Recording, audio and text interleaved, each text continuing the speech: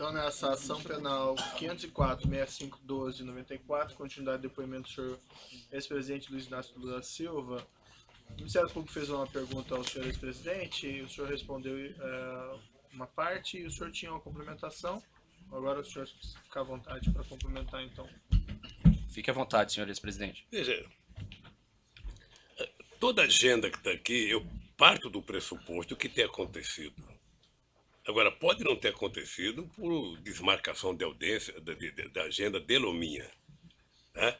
Quando eu quero crer que não houve demarcação, eu estou dizendo isso. Perfeito.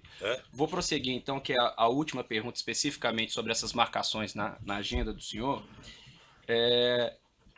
Também foi juntado no evento 724, anexo 9, registros de contatos telefônicos no dia 28 de outubro de 2014, 3 de novembro de 2014, 7 de novembro de 2014, entre o senhor Léo Pinheiro e o senhor Paulo Okamoto. Em seguida, no dia 10 de novembro de 2014, consta a marcação de reunião entre o senhor e o senhor Léo Pinheiro.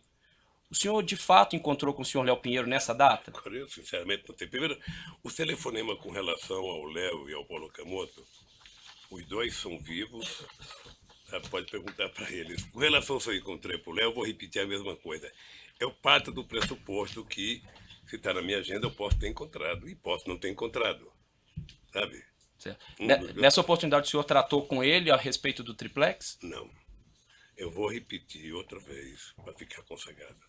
Eu tratei do triplex com o Léo uma vez que ele foi no instituto dizer que eu tinha que visitar e o dia que eu fui visitar o prédio.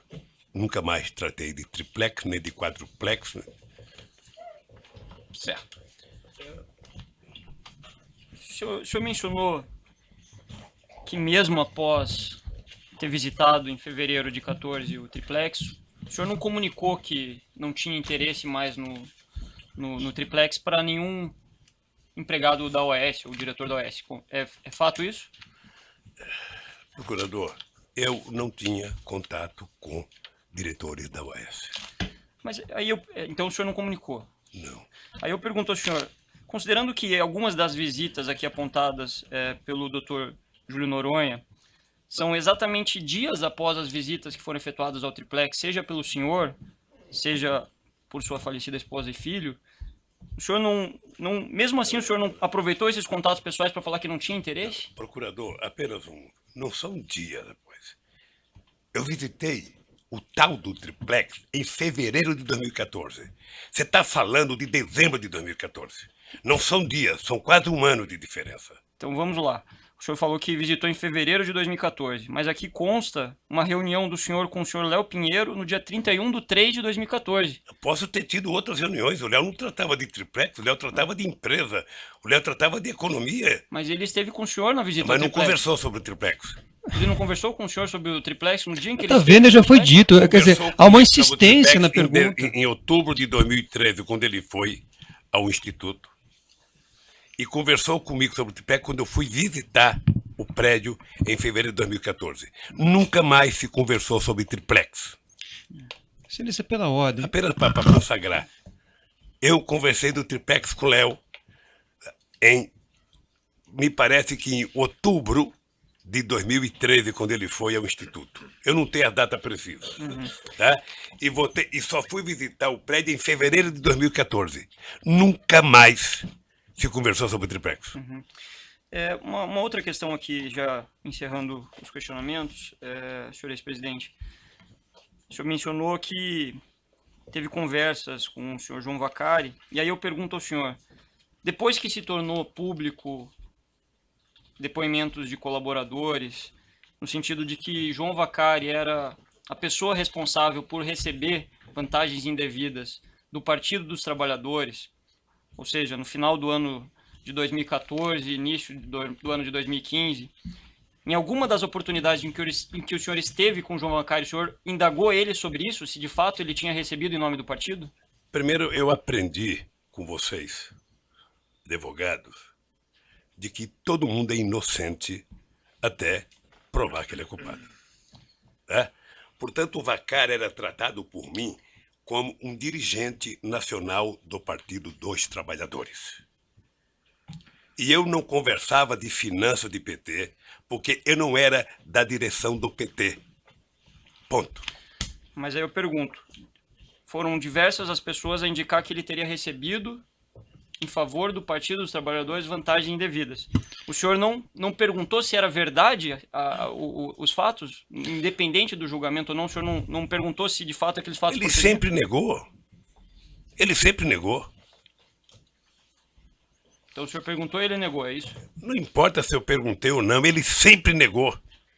Negou pela imprensa, negou publicamente, negou em conta do PT. Estou perguntando especificamente se o senhor conversou com ele sobre isso.